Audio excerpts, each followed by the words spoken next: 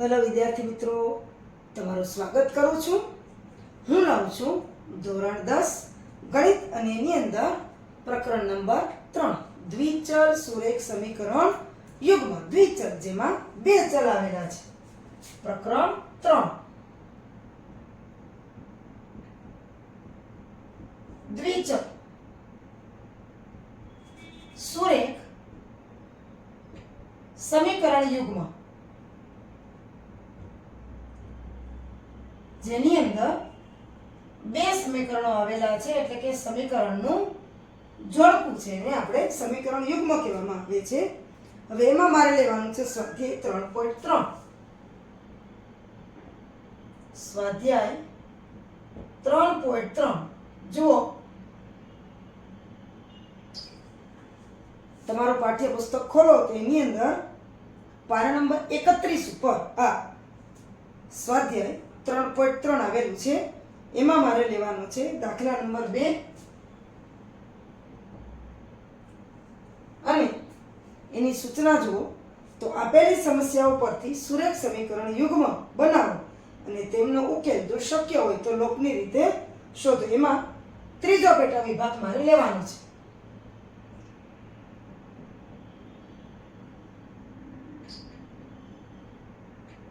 ત્રીજો પેટા વિભાગ જુઓ, હું રકમ વાંચું છું, સાથે સાથે જોતા જાઓ.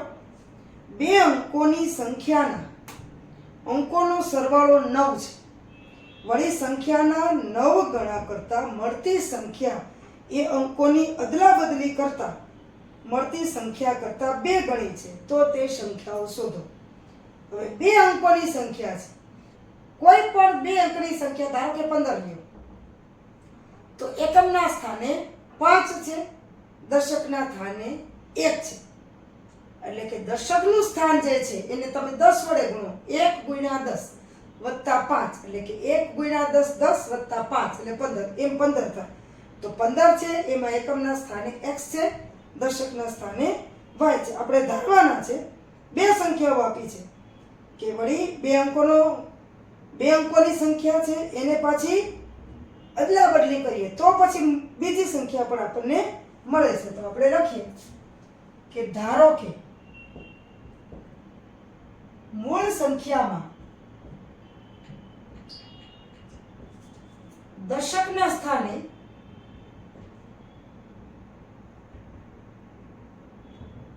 દશકનો અંક x અને એકમનો અંક y છે. દશક સ્થાને અને એકમના સ્થાને આપણને ખબર છે, દશકના સ્થાને જે અંક હોય એને 10 વડે ગુણીએ અને એમાં એકમનો અંક ઉમેરીએ તો સંખ્યા છે એ બને. એટલે મૂળ સંખ્યા કઈ થશે?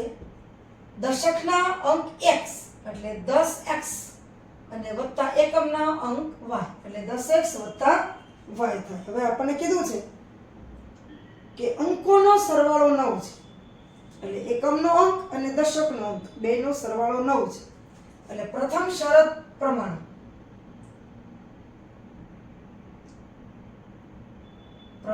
પ્રમાણે શું છે? તો કે બે અંકોનો સરવાળો x એટલે કે y, એકમનો અંક અને દશકનો અંક એનો સરવાળો 9 છે. એને કહીએ આપણે સમીકરણ નંબર 1. હવે આગળ શું કહે છે? વળી સંખ્યાના 9 ગણા કરતા, એટલે કે આના આપણે 9 ગણા કરીએ, 9 ગણા કરતા મળતી સંખ્યા એ કેવી છે? તો કે એ અંકોની અદલા બદલી કરતા મળતી સંખ્યા કરતા 2 ગણી છે. વળી સંખ્યાના 9 ગણા કરતા મળતી સંખ્યા કેવી છે? કે અંકોની અદલા બદલી કરી, એટલે કે એકમના સ્થાને દશક એટલે દશકના સ્થાને એકમ નાખી તો એની સંખ્યા કરતા 2 ગણી છે. હવે આપણે જોઈએ.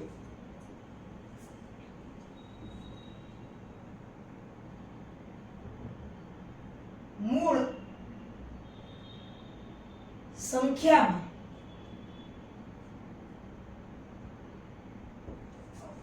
અંકોની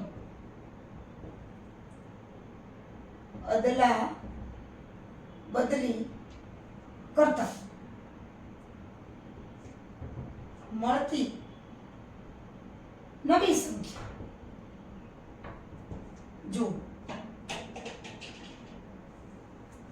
સંખ્યા એટલે કે આ સંખ્યા, મૂળ સંખ્યામાં અંકોની અદલા બદલી કરતા મળતી સંખ્યા એટલે કે પેલા શું હતું, દશકના સ્થાને x અને એકમનો અંક y.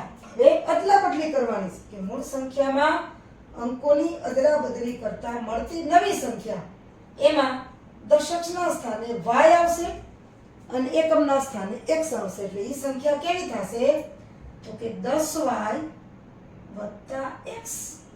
બરોબર.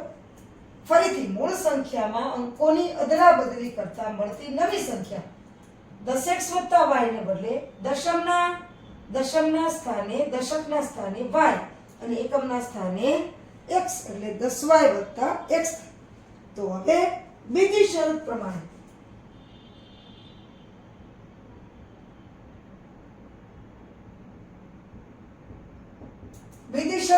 શું છે કે મળતી સંખ્યાના 9 ગણા કરતા, મળતી સંખ્યા આ સંખ્યાના 9 ગણા કરતા એટલે કે 10x + y એના 9 ગણા કરતા, એટલે એને આપણે 9 વડે ગુણીએ. મળતી સંખ્યાના 9 ગણા કરતા મળતી સંખ્યા એ અંકોની અદલા બદલી કરતા મળતી સંખ્યાના 2 ગણી છે. એટલે આના જો આપણે 9 ગણે કરીએ તો આ જે અદલા બદલી કરીએ અને જે સંખ્યા આવે છે એના 2 ગણી છે.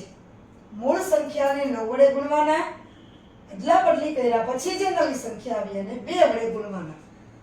આવા દાખલા જે હોય એમાં રકમ ખાસ 2 થી 3 વાર વાંચવાની, એટલે આપણને પૂરેપૂરું સમજાઈ જાય અને ક્યાં કયો આંકડો મૂકવો અને કેવી રીતે દાખલો કરવો એ આપણને ખ્યાલ આવી જાય. જુઓ, મળતી સંખ્યાના 9 ગણા, અંકોની અદલા બદલી કર્યા પછી જે સંખ્યા આવે છે એના 2 ગણા, આ 2 બરાબર છે. હવે આ કૌંસ છે આપણે છોડશું, 9 છે આનાથી ગુણશું, 2 છે આનાથી ગુણશું. 9 × 10x + y, 9 × 10x એટલે 9 × 10 એટલે 90x વત્તા 9 × 10x એટલે 90x, 9 × y એટલે 9y બરાબર 2 × 10y એટલે 10 દુ 20y અને વત્તા 2 × x એટલે કે 2x. હવે x અને y બધા પદને બરાબરની એક બાજુ લઈ લઈએ એટલે કે 90x વત્તા 9y, આ બે પદ આ બાજુ આવશે એટલે ઓછા 20y અને ઓછા 2x બરાબર 0.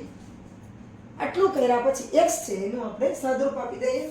90x માંથી 2 વખત x જાય એટલે 88x અને 9x માંથી ઓછા 20y જાય એટલે 20 માંથી 9 જાય એટલે 11y બરાબર 0.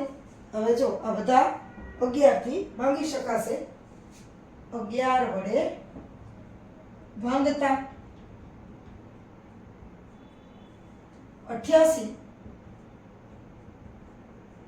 ભાગ્યા 11 અને 11 ભાગ્યા 11 88 એટલે 8x, 11 × 11 બરાબર 0. 8x ઓછા y બરાબર 0.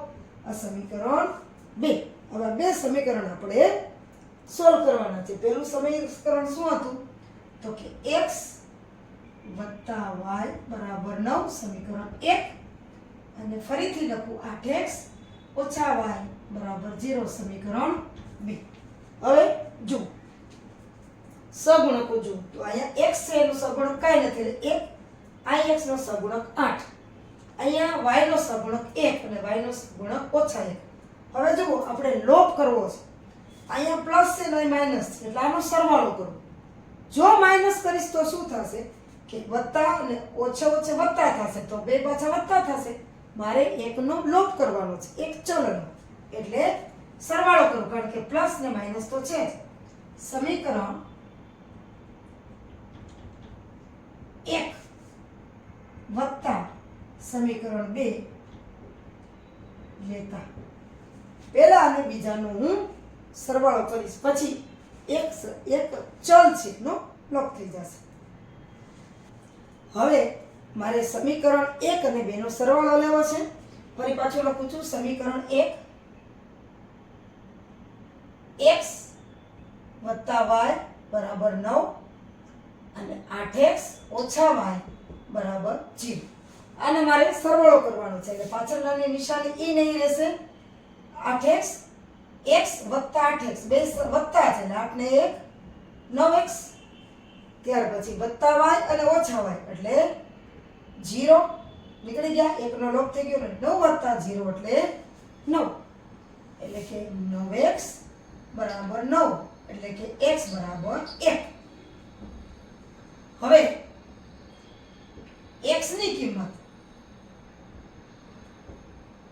હજી આને તમારે સાદુરૂપ આપવું હોય તો કે x બરાબર 9 ના છેદમાં 9 એટલે 9 1 9 એટલે કે 1 એટલે કે x બરાબર 1 હવે x ની કિંમત સમીકરણ કોઈ પણ સમીકરણમાં મૂકી દઈએ તો આપણને y ની કિંમત મળી જાય સમીકરણ 1 માં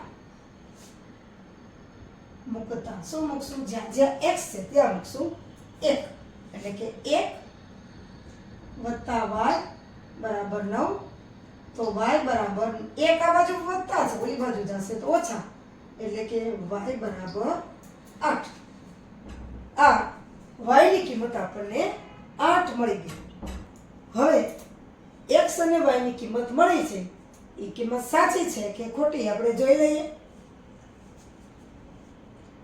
x બરાબર 1 અને y બરાબર 8 હવે જો હવે આપણને x અને y ની કિંમત મળી છે આપણે જે સમીકરણ મેળવ્યા છે એમાં x અને y ની કિંમત મૂકીને જોઈ લઈએ કે આપણા સમીકરણ છે એમાં બે બાજુ બરાબરની બે બાજુ સરખા આવે છે કે નહીં તો ચકાસણી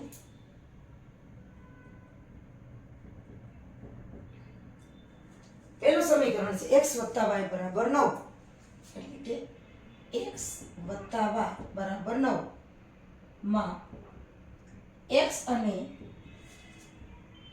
y ની કિંમત મૂકતા તો એમાં 1 + 8 બરાબર 9 બરાબરની 1 અને 8 9 થાય અહીંયા પણ બરાબર 9 જ છે હવે બીજું સમીકરણ 8x - y બરાબર 0 માં x અને y ની કિંમત આપણે મૂકી દઈએ તો જોઈએ આપણે x ની જગ્યાએ 1 અને y ની જગ્યાએ 8 તો 8 1 ઓછા y ની જગ્યાએ 8 બરાબર 0 8 * 8 ઓછા 8 બરાબર 0 એટલે કે આપણું જે કિંમતો લીધા x અને y એની એ કિંમતો છે એ સાચી છે હવે આપણને કીધું હતું કે નીચે આપેલ સમસ્યાઓ પરથી સુરેખ સમીકરણ યુગ્મ બનાવો અને એનો ઉકેલ લોપની રીતે શોધો તો આપણે કહીએ આમ માંગે સુરેખ સમીકરણ યુગ્મ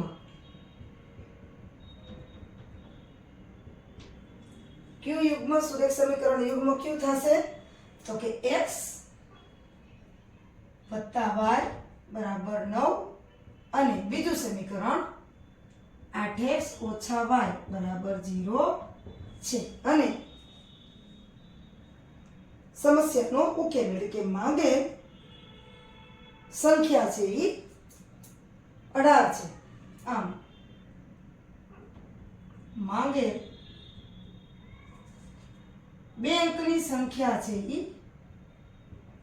18 છે આ જે જવાબ છે એ આપણો સાચો છે હવે તાળો મેળવી લ્યો તો આપણને કીધું હતું કે બે અંકોની સરવાળો 9 છે તો 18 એટલે 1 અને 8 9 ત્યાર પછી કીધું હતું કે એક સંખ્યાના 9 ગણા 18 ગુણ્યા 9 કરો 18 ગુણ્યા 9 162 થાય અને મળતી સંખ્યાની અંકોની અદલાબદલી કરીએ તો મળતી સંખ્યાના 2 ગણા અદલાબદલી કરો તો 8 ની જગ્યાએ 1 આવે 1 ની જગ્યાએ 8 આવે 18 ની ઉલટી સંખ્યા થાય 81 તો 18 ગુણ્યા 9 કરો 162 અને 81 ગુણ્યા 2 કરો 81 ગુણ્યા 2 મોઢે જ થઈ જાય ગુણાકાર 8 * 8 ને 8 * 16 બે 162 એટલે કે બે સરખી છે એટલે આપણે સમીકરણમાં પણ x અને y ની કિંમત મૂકી અને તાળો મેળવી લીધો તો આપણો જવાબ સાચો છે એટલે કે માગેલ સંખ્યા છે 18 છે અને રકમમાં પણ જે રીતે આપણને શરત આપી હતી એ રીતે પણ જોઈએ તો પણ આપણો જવાબ સાચો છે. એવી રીતે આવા જે દાખલાઓ હોય અંકોની અદલા બદલીના, એમાં રકમ ખાસ વાંચી લેવી ધ્યાનથી અને તાળો મેળવી લ્યો તો તમને ત્યાં ને ત્યાં તમારો જવાબ છે એ સાચો છે કે નહીં ખબર પડે. ખોટો હોય તો તમે સુધારીને ફરી કરી શકો એટલે એક પણ માર્ક તમારે કપાય નહીં અને પૂરેપૂરા માર્ક તમને મળી શકે.